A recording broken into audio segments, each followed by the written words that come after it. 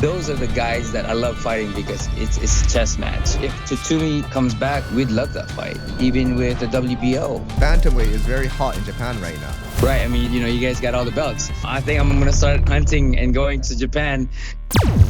No, thanks for having me, man. Oh, no. Thank you. It's an honor. Well, I think it's been about over 2 years since we last spoke, and a lot has happened since then. You made your comeback fight. Yeah, man. I mean, it was just like, it's been a very long time. It's been a very long time. A lot of people thought that I was done or something like that I retired and all that, And so for me, it was just like, I've been wanting to fight. And, there was so many fights that could have happened, but didn't happen because the opponent didn't want things to happen. Like Chocolatito didn't want the fight to happen. Estrada didn't want the fight to happen. Right. And then I got this opportunity. I took it as early as I can and was able to accomplish something. Now that I'm here, they're going to want to call my name again. You just mentioned Chocolatito and Estrada. If it happened, would that have been at super flyweight? No, it would be on bantamweight because they both moved up to bantamweight. That was the scheduled thing for that empty 2 years that nothing happened. There was conversation back and forth between Estrada or Chocolatito and I at bantamweight, as well as Estrada as well. But at the end of the day, none of them wanted the fight to happen. That's a shame. That would have been a great fight. I mean, we can still make it happen, but now, I have the leverage. Back then, they had all the leverage. I just want to, if you guys are looking to fight in 118, let's make it happen, And they were interested for a little bit until the final decision had to be made, and they weren't interested at the end of the day. Right. But you were successful in your comeback fight. Congratulations! I should have started off with that. Thank you. And it's very good timing because bantamweight is very hot in Japan right now. Right. I mean, that's all you guys have. You guys got all the belts. So for me, I think I'm going to start going again, hunting and going to Japan. That's the guy I want to fight. The Japanese fighters, the champions. Right. You do have, I believe, the WBA interim belt right now by beating Campos. I believe also you broke your own record for being the oldest bantamweight champion again. Yes. And I'm going to keep breaking it, man. That would be another record if you did it another time, right? Yep. And I'm going to continue to do it. Once I get the belt, we're going to aim for the WBA or the WBO, the IBF, and the WBC last. But that's the whole game plan, really. How's your eye, by the way? I believe you were cut with a headbutt and there was an injury to your eye. How's that healing? Yeah. The injury, the swelling's gone, and the cut is healed, but there's still a little bit of scratch inside my eyeball that's still kind of limiting me from looking at bright lights. It has to adjust for me to be able to see properly, but it's healing really well, and it should be gone by this week or so, or early next week, but it's healing really good. But I saw in your Instagram that you're already training. Yep, right off the bat. When I got back the following week, this week, I started training again. Today's the first day I didn't get to train because I took my kids to the Universal. Tomorrow I'm back in training again, and until Saturday. And then come back again next week. And I want to assess my cut to see if I can spar next week. Oh, wow. You're wasting no time. Yeah, I mean, there's a lot of things that I felt that I could improve on. And now that it's still fresh on my mind on what I need to improve on, might as well do it while it's fresh. So that way I can understand truly what I need to change and what I need to get better at. So I want to try it in sparring as soon as possible. As long as the cut heals, I want to start that process of what I believe that I needed, what I saw myself that I need to improve on. That's amazing how you've been in the sport for such a long time, but you still love it and you still looking to improve. It's a little bit of a weird question, but why do you like boxing so much, and how have you maintained your love for the sport for so long? In the beginning, I didn't cared too much about boxing. When my wife asked me when we got together, why did I box? I couldn't answer that question because I hated boxing at that time until I started to understand that boxing was incredible. Boxing was more than just punching people in the face. There was so much art in it. There's so much things in it. And I have so much passion. And that's how I became the fighter of the year after realizing to answer that question. And then things happened. I went up and down in my career. But then the realization, the older that I get, is that I'm not going to be able to do this for the rest of my life. While I still can do it, why not continue to do it? So this is why I'm so eager to get better every single time, because I will never know when my body will say, hey, you're done. So at this time, my body is still continuing to say, hey, let's go. This is fun. And I'm always going to have fun with it. Have you ever gotten complacent with your training? Because it's hard to imagine I mean, you love your training regime, I'm sure, and you like boxing, you love improving. But I'm sure when you were younger, possibly there was a time where you kind of, I'm no need to donaire. I don't need to train that hard. I can do it. I've always trained hard. The complacency was learning. Every time I'm in the gym, like, you'll never see anybody train as hard as I do. I just go all out. The problem of the complacency was when I started winning so much and answer the question why I box, the question that my wife imposed on me in 2008, I learned, or in 2007, I learned that, I love boxing. I'm good at it. But then the complacency came in and I stopped studying fighters. I stopped learning to grow. I just trained hard. And I didn't even learn to set up anymore. I mean, in this last one, you'll see a different me. It was a guy who set up punches. It was a guy who threw the jabs and countered well, didn't get hit much. While before I was just like, I got the power, I'm going to go for it, And there was just a lot of complacency because I made it to the top. And that was the biggest disadvantage and the biggest thing that brought me down was because the complacency of my power and realizing that I have that power made me rely on it so much that I still train hard, but I didn't impose on learning, studying, and setting up a game plan. I just went out there, just try to knock people out, and that's how I started losing a lot, And now that I'm back into the whole concept of the art of boxing, which is the jab, the setup, the head movement, the feint, I believe that this is going to be a really long and fun end part of my career. Right. So you feel like you're still getting better. Well, obviously, because you're getting older, some of your physical attributes might be dropping, but on the other side, you're gaining more knowledge and you're studying the more technical. I mean, you're focusing more on the technical aspects of boxing to make up for the. That's very true. The thing is, I still have all the ability. I still have the quickness. I still have the speed, agility. I still have all of it.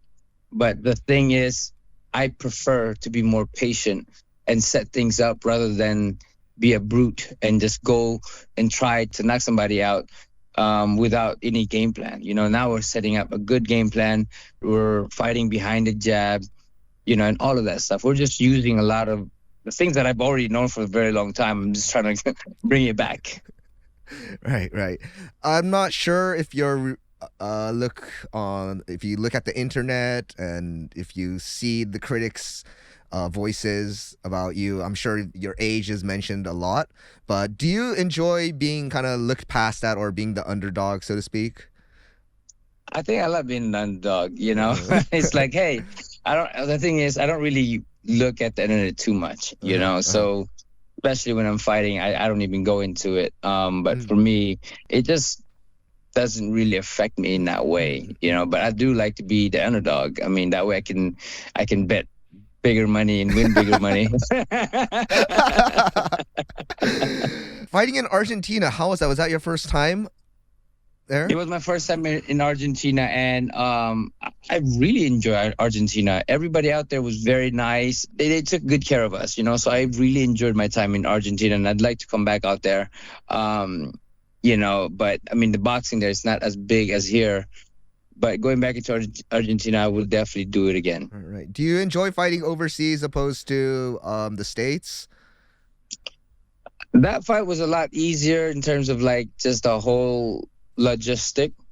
I didn't have to go to do this or to do that or to, like in the US, it's very, very difficult because there's so many media and there's so many schedules and stuff like that. Over there, it was just like, you know what? All you need to do is make weight. I didn't have to go and did this interview or did this TV or did that or, and I requested because I'm like, they wanted to do some interviews on a Wednesday or a Thursday. And I'm like, I'm not going to be able to do that. You guys either do it on Monday, and we can go from there. And then they changed the schedule, made it Monday. So a lot easier for me to make the weight or not worry about the thing, because sometimes when you're cutting weight, because I only had like about 3 weeks to really cut the weight because that's when they finally confirmed. So it was a very short notice for that fight. But an opportunity is an opportunity. So I was going to fight anyway. But I was not a happy person because of all of the short notice. Right. Considering that, how is fighting in Japan like? I love Japan. Japan, I really enjoy their food when I'm out there. I really enjoy the culture. And I have a lot of friends out there as well. So they always take good care of me. So I really enjoy my time in Japan. And I want to visit Japan again, maybe for the Higa fight in Vargas, just to see, or any of the championship they fight. I want to come out there and visit and see if I can make that offer and challenge. 皆さんはノニとドネアのようにリングで殴り合うことはないけど、シンセというリングで戦っています。元気よく長く頑張っていくために健康を大事にして微量栄養素を管理しないといけません。必要とする栄養を食事だけで摂取するのはとても難しいので、VITAS のモルティバイタミンでその問題をシンプルに解決しましょう。そして年齢を重ねていくほど自然にスタミナと筋量が減って肌の張りもなくなっていくので、タンパク質を十分取るのが非常に重要になっていきます。ジュースを飲んでる感覚でタンパク質を十分取りたい方は VITAS のプロテインをおすすめします。ボクシングに例えると VITAS のサプリメントはパウンド for パウンド No.1 なので、たくさんのトップアスリートに愛用されていて、もちろん僕も毎日利用しています。ハードにトレーニングしている方、または単純に健康を保持したい方は概要欄から VITAS をゲットしてください。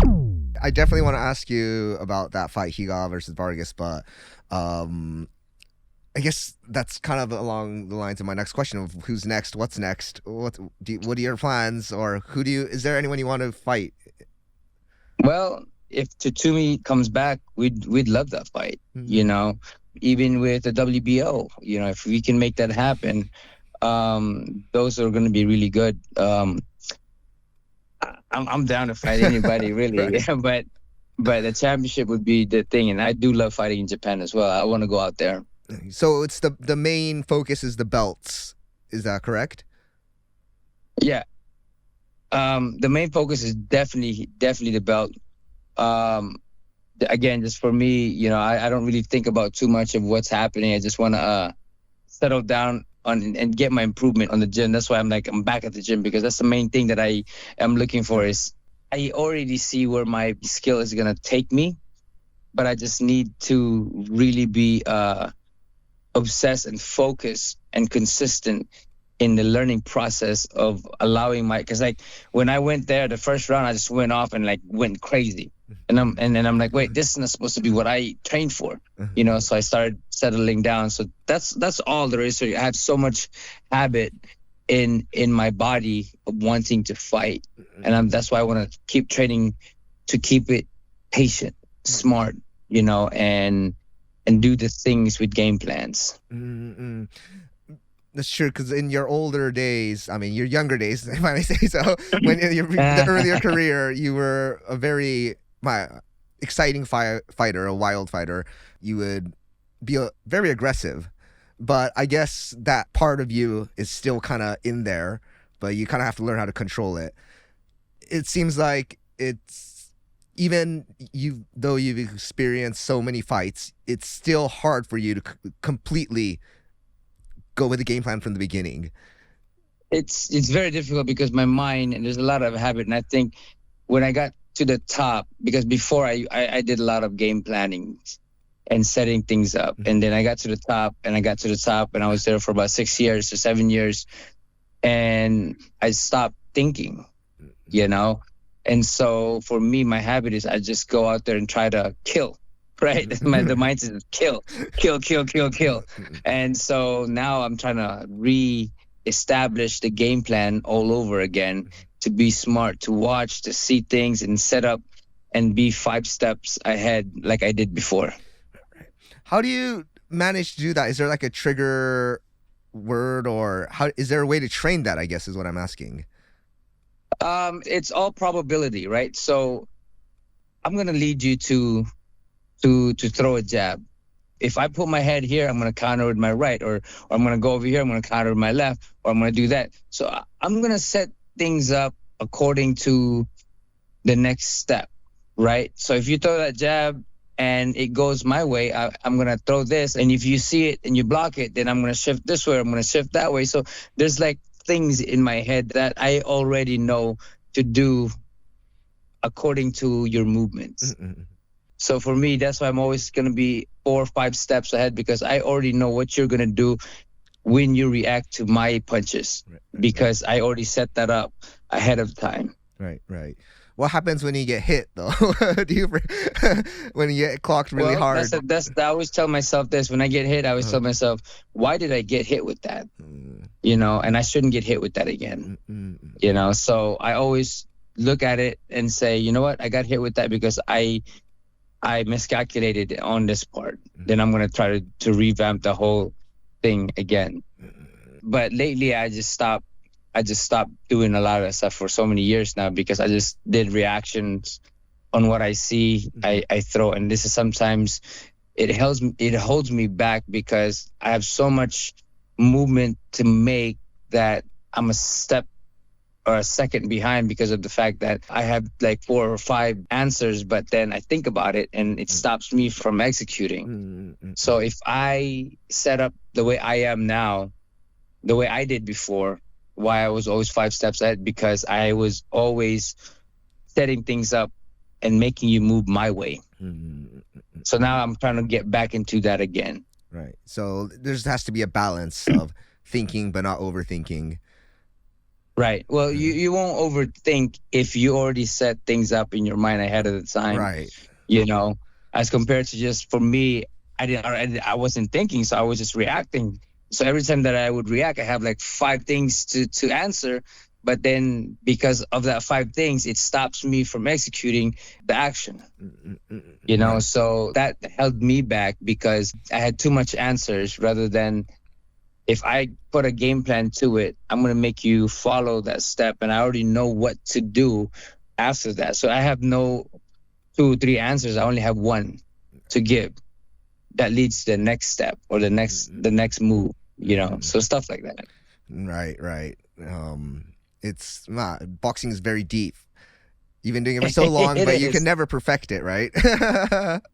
Well, there is times that guys will follow your steps, you know, and you just take them out. But then there's guys that are very smart as well. So it stops the chains of movement, you know, because they already expect it too. Right. They already know what you're going to do. So they plan ahead, you know, and sometimes they get countered, or I get countered, or this and this and that. So those are the guys that I love fighting, because it's a chess match, you know, and it's very, it's fun. It's fun. Right, it's like chess. Right. Yeah. It's high speed chess with pretty much with big consequences. yes, exactly. You know, so it's fun though. I like those a lot. Those kind of fights are the one that brings out the best in me. Is there anyone sort of like that in this bantamweight picture at the moment? I haven't really looked at the bantamweight, because I don't want to look ahead in my head, right, in my mind. That I just want to look at the person in front of me, right? So right now there's nobody in front of me, and that's why when you ask me who I want, I just want the belt.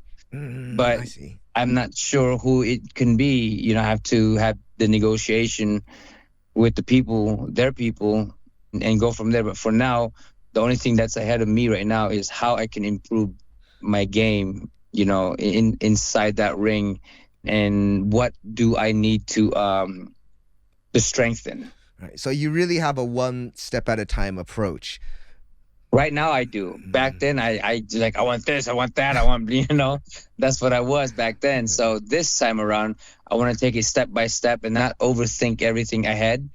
Just this moment that I have right now, that's all I'm thinking about, how I can improve in this moment. Tomorrow, let's make it happen. So that's it. And then if there's a conversation to make the fight, then we'll have that conversation. But for now, the biggest thing for me is how I can improve today. Right. So do you not watch any of the fights that happen in this bantamweight as well? Like Nishida Nakatani just happened, but do you not watch those fights too?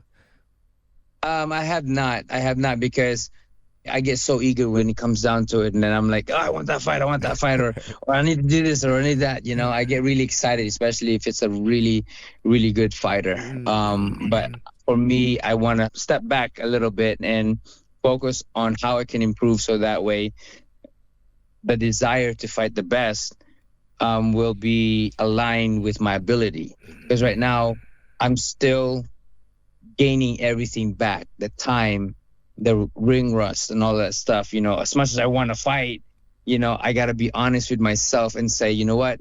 I need more time to get my skills all back. I see. That's very interesting. Normally, it's very common actually that a fighter will look at the champions, at least follow some of their fights. But it's a very interesting approach that you would rather just focus on one thing. When the fight's decided, you would obviously look at their footage and build a strategy. But until then, you just kind of block everything out. Yeah, this is the new step for me. After the 2 years, I've learned that I just have to focus in one thing and focus in it wholeheartedly without speaking, oh, I want to fight that guy next. Now I'm really focused on the person in front of me. And so we're putting game plans to beat this guy and just this guy and no one else. And to me, that gives more credit to the whole game plan rather than looking ahead and just giving that respect to the opponent in front of me. Right. I really do hope you get your chance to fight for one of the belts. Well, Higa versus Vargas is probably the most likely, but I think Nakatani has two, and he's going to let those two belts go and go to super bantamweight. So those two are going to be free as well. So it would be very cool if you can challenge for one of those in fight in Japan. That would be great. Right? That would be great. That would be awesome. I like to look forward to it. I like to talk about it, but I know that I get too excited and forget what my initial goal is, and that is to really be at the best in the gym and improve my ability so that when I get into the fight, I execute the things that I want to do. Yeah. Do you watch a lot of your own training footage and study them as well? That's something that I am getting into now, is looking at where I need to place myself by looking at the footage of the things that I've done. I've never really cared too much about it. In the past, I did. And then I got to the top and I just kind of threw it all away. So now I'm trying to bring it all back, and go back into the old habit of studying myself. Have you made any changes to your nutrition regimen as well? No, nutrition is never really the things that I've been, it's always been, I do a lot of fasting. So for me, I don't really have any problem with the weight, regardless if they give it to me in a week or two, I'm going to get the weight. It's going to suck sometimes, but nutrition's always been something that I did really well in terms of how I felt. I've always experimented in what I ate the night before sparring and see how I felt. So I've done all of that already. Right. I already figure out what food my body can perform at the best the next day. So you don't have a nutritionist or anything. You kind of just know your body well enough to. Yeah, I know my body well enough. Like you can tell all the guys in my corner. Every time I'm shadow boxing, I'm like, okay, I'm done. I'm like, what do you mean you're done? I'm like, I made my weight.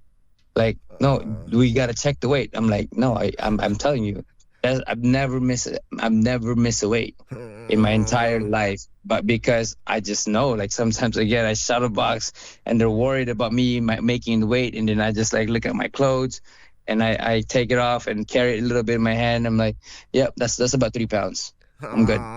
That's And amazing. then, you know, yeah, I've always been really good at judging what my weight or how much I lost that day. That's quite an amazing skill that you know how much you actually lost. Yeah. I mean, I think it's just the experience that I have understanding my body. A lot of fighters, they don't understand their body. A lot of fighters don't even know what to eat. They'll just eat all kinds of crap. They don't even experiment what food they need to eat in order for them to perform at their best. And sometimes they don't even take an intolerant test to see if their body is going to make inflammation from that food or that food is actually going to work for you. It's going to be fuel for you. So a lot of people don't know that. And I've done tests for myself to see what my body will like and my body will hate. It's a test that you take at a hospital or an intolerance test? You just take it. Here in the States, they have it now. It's an intolerance test. What's it called? Like intolerance, food intolerance. Yeah, food intolerance test to show what type of food your body will react to or your body will like, right? So if your body don't like the food, they will attack it and therefore will create inflammation in your system. You know, and that's what you get bloated. Sometimes you're farting a lot, or sometimes this and this and that. There's so many things that your body will react if your body don't like the food. But mainly they'll hold on to water, right? And so when you're cutting weight and you're eating food that holds on to water because your body's fighting it, then you're making weight's going to be really hard. Right. But because I know what food works for me, that I'd never worry about my weight. That's interesting. I'm not sure if that's very popular or known in Japan, but I guess everyone should do it once, right? Yeah, I mean, there's a lot of tests out there now that helps understand our system, our body, and how it works. So for everybody out there, if they want to know what their body is, try those tests. Right. There's different kinds. Big thanks to Nonito and Rachel for taking the time to do this interview. 最後まで見てくれた皆さん、本当にありがとうございます。そのチャンネルの登録ボタンをスマッシュしてください。いいねボタン、それもスマッシュしてください。お次元数またお会いしましょう。バイバイ。